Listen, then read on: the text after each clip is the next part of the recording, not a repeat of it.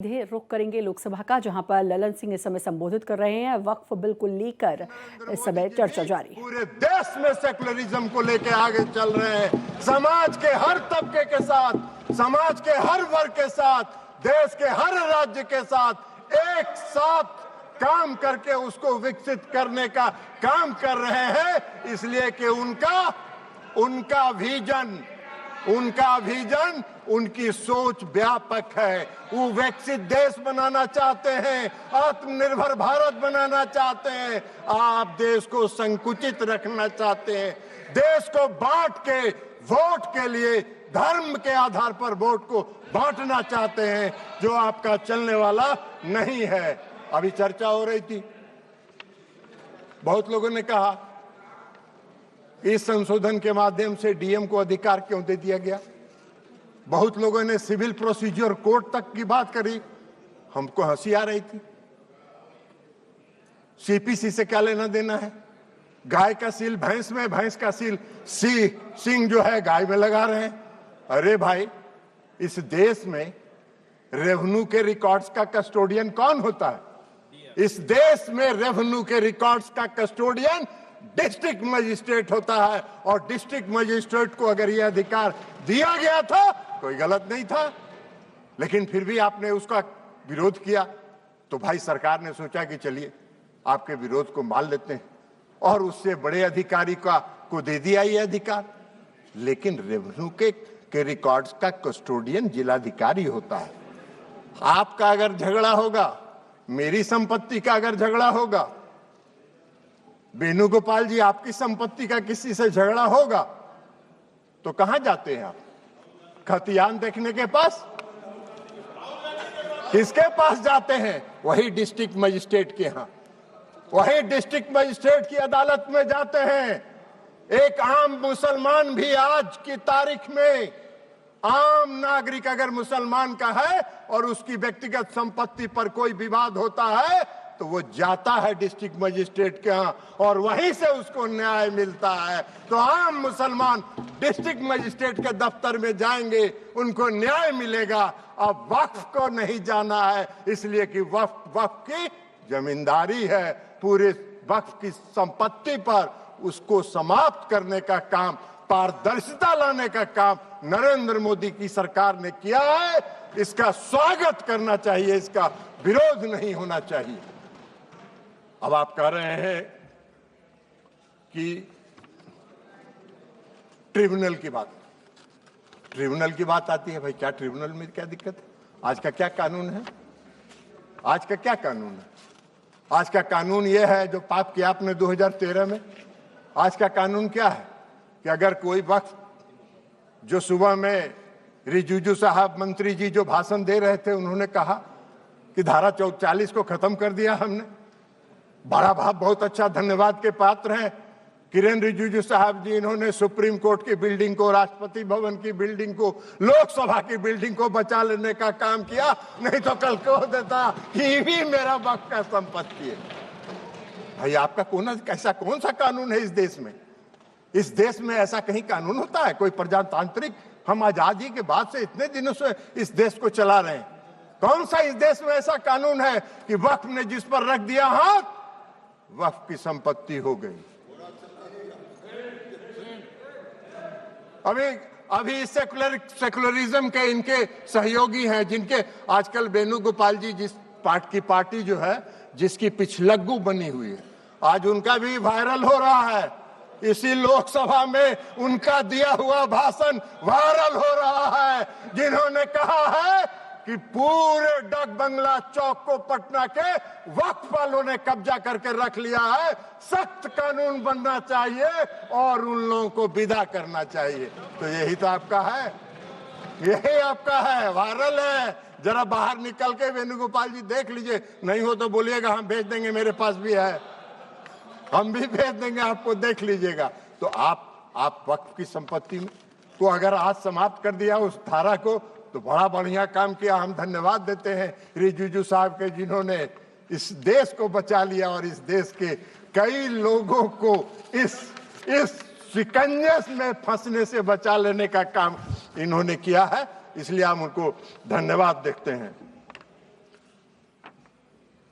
अब ट्रिब्यूनल की बात है, ट्रिब्यूनल में कोई ट्रिब्यूनल का कहाँ क्या था भाई? कल इस कानून के तहत ट्रिब्यूनल में जाइए, ट्रिब्यूनल में जाके आप साबित करिए कि वक्फ का संपत्ति नहीं है, ये मेरा संपत्ति है, और उसको 5 साल तक 10 साल तक ट्रिब्यूनल सुनता रहेगा, और एक बार ट्रिब्यूनल फैसला दे दिया कि वक्फ वाले सही है, अब फिर कहीं नहीं जाइए, फिर उसी में रिवीजन फाइल करिए। यही तो आज का कानून था, जिसको खत्म करके इस सरकार ने पारदर्शिता लाने के लिए सिर्फ इंडिविजुअल को भी नहीं, अगर वक्त को भी कोई शिकायत है तो वह भी अपील में जा सकता है, उसको भी आजादी मिल गई है। दो तरफा मामला साफ है। अब चलिए, जो सही होगा वही होगा, और यही काम नरेंद्र मोदी जी करते हैं, पारदर्शिता लाते हैं। आपको पारदर्शिता से चिढ़ है, आपको पारदर्शिता से नफरत है, तो इसमें मोदी जी क्या करें? उनका चेहरा आपको खराब लगता है तो मोदी जी क्या करेंगे? आपको पसंद नहीं है, उनके काम की प्रशंसा किया करिए। इसलिए आज जो ये संशोधन लेके सरकार आई है, ये संशोधन पूरे वक्त के कार्यकलाप को, पूरे वक्त के कामकाज पर, पूरे वक्त की संपत्ति पर, पूरे वक्त का इस्तेमाल आम और गरीब मुसलमानों के लिए, मुस्लिम महिलाओं के लिए हित में हो, इसकी व्यवस्था के साथ ये संशोधन विधेयक आया है। हमारी पार्टी जनता दल यूनाइटेड इसका पूर्ण समर्थन करती है, पारदर्शिता का समर्थन करती है, और पारदर्शिता को लाने के लिए हम आदरणीय प्रधानमंत्री नरेंद्र मोदी जी का धन्यवाद करते हैं, अल्पसंख्यक कल्याण मंत्री किरण रिजिजू साहब का धन्यवाद करते हैं, और अपनी बात समाप्त करते हैं। माननीय सदस्य श्री अरविंद सामंत जी। माननीय चेयरपर्सन मैडम, वक्फ अमेंडमेंट बिल 2025 पर हम अपनी विचार प्रकट करने के लिए खड़े हैं। सुबह से बहुत अच्छे भाषण भी सुन रहे हैं। मेरे मित्र रिजिजू जी ने बहुत कुछ कहा। सबसे बड़ी बात है कि मैं खुद भी जेपीसी में था, और दुर्भाग्य की बात है कि जेपीसी में आखिर तक क्लॉज बाय क्लॉज चर्चा कभी नहीं हुई, और यही कारण था क्योंकि जेपीसी में हमने देखा कि नॉन स्टेक होल्डर्स को भी बुलाया जाता था। अब ऐसी स्थिति में आप जब एक आध बिल लाते हो तो आपका उद्देश्य क्या है, आप क्या चाहते हो? और ये देखने के बाद हर वक्त हमें महसूस हुआ है आप लोगों की कतनी और करनी में बहुत फर्क होता है। आपको जो बिल लाने में किसी को न्याय देने की प्रक्रिया नहीं है आपके मन में। आप अगर हिंदुत्व की, आज हमारे राज्य के मुख्यमंत्री ने ललकारा है कि शिवसेना और उद्धव बाला साहब ठाकरे पार्टी क्या बोलने वाली है, हिंदुत्व के साथ खड़ी रहेगी क्या? आप हमें हिंदुत्व सिखाने वाले हैं। अगर हिंदुत्व की बात करते हैं तो मैं आपको याद दिलाता हूं कि हाल ही में हमने जो पद्मनाभ मंदिर था उसका खजाना निकाला था। क्या हुआ? उस खजाने को क्यों निकाला, किस लिए निकाला? उसके बाद में केदारनाथ मंदिर, हमारे शंकराचार्य जी ने कहा 300 किलो को सोना गायब हुआ। क्या हुआ, किस लिए गायब हुआ, कैसे गायब हुआ? तिरुपति पे भी आपका ध्यान है। अयोध्या में तो आपने देखा कि जिस ढंग से आपने जो कुछ प्रयोग किए तो लोगों ने तो आपको जगह दिखा दी। अयोध्या में वहां के मंदिर तोड़े गए, वहां की मूर्तियां तोड़ी गई, वहां की मूर्तियां वाराणसी भी हुआ, दोनों जगह घट गए आपके वोट, तो दोनों जगह मूर्तियां भी गायब हुई। ये जो कुछ आप कर रहे हो ना, तो ये मत समझना कि आप जो कुछ कर रहे हो वो सही कर रहे हो। हमें तो डर लगता है क्योंकि आपने इस हाल ही में हमारा चैत्र शुरू हुआ तो महाराष्ट्र में नया साल शुरू हो जाता है, उस वक्त रमजान ईद भी हुई। हमने देखा सौगते मोदी चल रहा है। आज सौगते बिल आ गया, वक्त बिल आ गया। ये सौगते मोदी चल रहा है, तब मुझे याद आई कैसे भूल जाते हो आप कि हमारे इसी सरकार के आदरणीय प्रधानमंत्री जी हमारे, उन्होंने कहा था मंगलसूत्र छीना जाएगा। हमारे यूपी के मुख्यमंत्री जी ने कहा था बटेंगे तो कटेंगे, कौन बांटने वाला था, कौन काटने वाला था? आपको उनके बारे में प्यार आया आज? ये प्यार देख के हम भी अचरज हो गया, वाह। मुझे लगता है बिहार के चुनाव नजर आ रहे हैं, देख रहा था मेरे मित्रों के, पुराने मित्रों के भाषण, तो बिहार के चुनाव नजर में आ रहे हैं। सर, अब आपके न भूलना, ये देश के आजादी के लिए जिन्होंने कुछ भी नहीं किया ना, उनका भाग्य है कि आज सरकार चला रहे। देश के आजादी के लिए मुसलमानों ने भी अपनी जान न्यौछावर की है, मुसलमान भी अंडमान में रहे हैं, लेकिन न्याय की बात हो, जो गलत है वो गलत है। अगर बिल में भी जो गलत है हम उसका समर्थन नहीं करेंगे। मैं तो मांग करता हूं कि जो गलत है उसको सीधा करो, लेकिन आप लोगों ने जो किया वो इस तरह का है कि जैसे कि आपने वहां जो बोर्ड बनेगा, तो बोर्ड के बारे में सब लोग बोल रहे थे। सबसे पहली बात ऐसी है मैडम चेयरमैन कि बोर्ड चुनाव होकर आता था, अब आप नॉमिनेशन करने जा रहे हो, वही तो जनतंत्र का मार खा रहा है। जब नॉमिनेशन करना है मतलब सरकार को जो चाहे उसको रख देगी, बाकी तो अधिकारी है उसके ऊपर, वो भी आएंगे, वो तो सरकारी अधिकारी रहेंगे। बोर्ड पे उल्टा ऐसा होने वाला है कि बोर्ड में हमारे मुस्लिम जो बांधव भगिनी जो वहां होगी वो माइनॉरिटी में होगी। महिलाओं की बात करते हो, महिलाओं को तो आरक्षण 1995 एक्ट में है, नया नहीं किया आपने, ढोल मत बजाओ उसका, वो पहले से है, उसका हम समर्थन करते हैं। लेकिन जो दो लोग गैर मुस्लिम आप चाहते हो, हमारे मन में शंका है कि क्या आपने सही दिल से लाया है, जबकि आपको मालूम है कि बोर्ड पहले चुनाव चल जाता था, आप नॉमिनेट कर रहे हो, और नॉमिनेट करने के बाद में आप क्या करने वाले हो, तो दो गैर मुस्लिम होंगे। मैं आपको विनती करता हूं, पहले तो शांति से सोच लो क्या कर रहे हो। आप एक तरफ कह रहे हो कॉमन सिविल की कोड की बात करते हो, और जब दूसरी तरफ यहाँ दो मुस्लिम गैर मुस्लिम हमारे वक्फ बोर्ड पे ला रहे हो, मुझे डर लगता है कि हमारे हिंदुओं के मंदिरों में भी कल गैर हिंदू अबर लाना चाहोगे। उन्होंने अभी उदाहरण बताया मंदिर का, याद रखना शिवसेना उसके खिलाफ खड़ी रहेगी। अगर हमारे मंदिर में कभी आपने सोचा भी कि किसी गैर हिंदू को उस मंदिर के बोर्ड पे लाने की कोशिश भी करोगे, तो याद रखना हम उसे विरोध करेंगे, क्योंकि ये जो चल रहा है वो आगे चलकर क्रिश्चियनों पे हो सकता है, आगे चलकर जैन देरासर पे हो सकता है, आगे चलकर सिख धर्मों के गुरुद्वारा पे हो सकता है। क्यों कर रहे हो आप? क्या आपका उद्देश्य है, क्या आपका हेतु है, क्यों चाहिए आपको गैर? ये धार्मिक नहीं है, रिलीजियस एंड पायस जो कहा जाता है, डोनेशन दिया जाता है वक्त के लिए, for what purpose? It is a religious and pious. You are showing it is a government functioning. कैसे हो सकता है गवर्नमेंट का? वो धार्मिक है और धार्मिकता के लिए दिया जाता है। ऐसी स्थिति में आप कहते हो कि उसके धार्मिकता नहीं है। जैसे भी ये देरासर के मंदिर में भी आप कर सकते हो, आगे चलकर हमारे हिंदू देवस्थान है। आपने अभी जो मैंने मंदिरों की बात की, हमने मैं उनके साथ में था, 370 धारा खत्म करी। हमने आपका अभिनंदन किया, मैं कैबिनेट में था, बहुत खुश था। कितने लोग कश्मीर में हिंदू आ गए बताओ तो सही।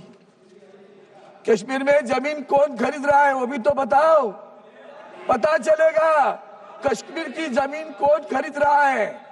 दूसरी बात, हमारे हिंदुस्तान के जो हमारे देवस्थान की मंदिरों की जगह होती है, इतनी हजारों एकड़ जमीनें, वो जमीन भी बेची जा रही है। क्या आप इसी तरह का कानून हिंदुओं के देवस्थान की जमीन बेचने वालों के खिलाफ भी लाएंगे क्या?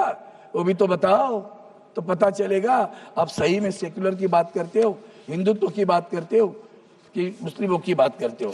सर, आपके मैनिफेस्टो में क्या था? ये आपका मैनिफेस्टो पढ़ता हूं, 2010-9 में और 2014 में आपने मैनिफेस्टो लाया था। उस मैनिफेस्टो में आपने लिखा था, the BJP will examine the recommendations of the joint parliamentary committee regarding Waqf properties headed by Shri K. Rahman Khan, 2014, Deputy Chairman Rajya Sabha, and would, in consultation with Muslim religious leaders, take steps to remove encroachment from an unauthorized occupation of work properties. Further, you are saying the ASI will be provided with appropriate resources for the maintenance of all national heritages sites and prevent their vandalization in any form. Today, your own people are vandalizing. In Maharashtra, they are vandalizing. Ask the ASI what is happening at Aurangzeb, what is happening at Sambhajinagar. You will come to know. And therefore, ये जो manifesto है उसके ऊपर भी हमने आपके सामने कहा है. दूसरी बात, कलेक्टर की बात आपने थोड़ा सा इंप्रूवमेंट किया, लेकिन क्या किया, फिर भी दोबारा वही किया. आपने सुबह एक अच्छी बात की कि प्रोस्पेक्टिव करेंगे, उस पे तो नहीं है. लेकिन ये जो आप कर रहे हो कलेक्टर की बात, जो अधिकारी आने वाला है वो भी आप गवर्नमेंट ऑफिसर है ना. Everybody for own cause own जज, that is not correct. You have to correct it right now. हमने खुद कहा था कि ओरली इसके आगे कोई भी वक्त नहीं करेगा, रजिस्टर करेगा, ओन प्रॉपर्टी होनी चाहिए, पोजीशन में होनी चाहिए. हमने जेपी से भी कहा हम सुधार के लिए है, लेकिन आपका हेतु कभी सही नहीं लगता. इसलिए मैं इतना ही कहता हूं कि जिस ढंग से आपने ये जो बिल लाया है उस बिल को देखते हुए आपका हेतु स्पष्ट नहीं होता. आपके मन में कुछ और ही है. जमीन आपको हड़प करनी है, और किसके लिए करनी है? जैसे मैंने कश्मीर में नाम लिया, जैसे मैंने जहाँ मणिपुर में भी चल रहा है उसी के लिए चल रहा है. और किस किस लोगों के लिए चलता है, किन उद्योगपति के लिए चलता है, सभी को पता है. आपका उद्देश्य जमीन हड़पने का है, बाकी कुछ नहीं है, न्याय देने का नहीं है. इसलिए मैं आपको एक ही बताता हूँ, वोटों पे सच्चाई रहती है जहाँ दिल में सफाई रहती है. हम उस देश के वासी हैं जिस देश पे गंगा बहती है. आप लोगों के होठों पे सच्चाई नहीं है, दिल में भी सफाई नहीं है. इसलिए तो बाद में राज कपूर को कहना पड़ा, राम तेरी गंगा मैली हुई, पापियों के पाप धोते धोते. 1000 लोग मर गए उसमें. और इसी को आगे बढ़ा के मैं कहता हूं कि आपने नारा दिया बटेंगे तो कटेंगे, और आपने कल सौगते मोदी भेजा तो बांटोगे तो बचेंगे वाली बात आ गई है. आप बांट रहे हो, बचने के लिए बांट रहे हो, ये अच्छा नहीं है. आप अंदर मन से पूछो कि सही में आपको किसी का भला करना है कि नहीं करना है. आप भला करना नहीं चाहते और आप बांटोगे तो अरे भैया, आपको जब आपने कहा ना कि मंगलसूत्र छिना लिया जाएगा, ऑनरेबल मेंबर आप भूल गए क्या किसको बोल रहे थे. इसलिए मैं आपसे मेरा भाषण समाप्त करने के बाद मैं इतना ही कहता हूँ, आपके दिल में नफरत है ना, वो निकाल डालो. We need harmony not the hatred. We need harmony not the hatred. अगर हार्मनी चाहते हो तो बिल फिर अंतर्मुख कर माननीय सदस्य श्री नीलेश लंके जी, सही में मुस्लिम समाज को न्याय देने के लिए. धन्यवाद सभापति. एक minute honourable member, please wait. Honourable मंत्री, माननीय मंत्री जी ने कहा, अरविंद सावंत जी बैठते बैठते समर्थन किया कि नहीं किया वो बोला नहीं है. इसलिए मैं आप बिल को समर्थन करते कि नहीं करते आपने क्लियर नहीं किया. लेकिन मैं से इतना कहना चाहता हूँ, पहले मुझे भी अरविंद सावंत जी का शिव सैनिक होने का, शिवसेना का MP होने का जैसे बोलचाल था, वो क्यों बदल गए हैं? आप इंसान बदल गए या कांग्रेस के साथ हाथ मिले इसलिए आप बदल गए? पहले तो बड़ा शिवसेना का एजेंडा लेके अच्छा बोलता था, हमको भी अच्छा लगता था. Honourable member Shri Nilesh Lanke ji please start. आप शुरू करो. ऑनरेबल मेंबर आप प्लीज बैठिए, प्लीज बैठिए, आप बैठिए. नीलेश लंके जी. आदरणीय सभापती महोदय, आज आपण जो वक्फ बोर्ड संबंधित विधेयक सादर करत आहोत त्यावर बोलण्यासाठी मी उभा आहे. सरकार म्हणते की या मागचा हेतू सशक्तीकरणाचा आहे, पण यामागे काही गंभीर आणि चिंताजनक मुद्दे यामध्ये आढळत आहे. हे विधेयक पाहिल्यानंतर असे वाटते की वक्फ बोर्डाच्या मालमत्तावर नियंत्रण मिळवण्याचा प्रयत्न सुरू आहे की काय. सशक्तीकरणाच्या नावाखाली संस्थेला कमजोर करण्याचा धोका या ठिकाणी दिसतोय. सभापती महोदय, आपण सत्तेत आलो तेव्हा छत्रपती शिवराय महाराजांचे नाव घेतले, पण सत्ता मिळाल्यानंतर त्यांच्या विचारांना सोडून चाललो आहोत, हे दुर्दैव आहे. शिवराय हे तलवार चालवणारे फक्त योद्धे नव्हते, ते सर्व धर्मांना समान वागणूक देणारे, लोकशाही मूल्य जपणारे राजे होते. त्यांनी समाज, धर्म, पंथ, जात, भाषा न पाहता सगळ्यांना सोबत घेतलं. त्यांनी माणूस पाहिला आणि माणुसकीला जागवला. म्हणून मला आठवती ही लहानशी कविता. शिवरायांचा विचार, सर्व धर्मांना मान दिला, प्रत्येकाला सन्मान दिला. सर्व धर्मांना मान दिला, प्रत्येकाला सन्मान दिला. जातीपातीचा नको भेद, साऱ्यांना दिला एकच वेद. जातीपातीचा नको भेद, साऱ्यांना दिला एकच वेद. न्याय करूया धैर्य अपार, असाच होता शिवरायांचा विचार. न्याय करूया धैर्य अपार, असाच होता शिवरायांचा विचार. सभापती महोदय, या विधेयकात असं म्हटलं जातं की वक्फ बोर्ड सशक्त करायचं आहे, पण प्रत्यक्षात त्यांचे अधिकार सरकारकडे हस्तांतरित होत आहे. देशभरात वक्फ बोर्डाकडे सुमारे 9.4 लाख एकर जमीन आहे. त्याची अंदाजे किंमत 1.2 लाख कोटी रुपये आहे.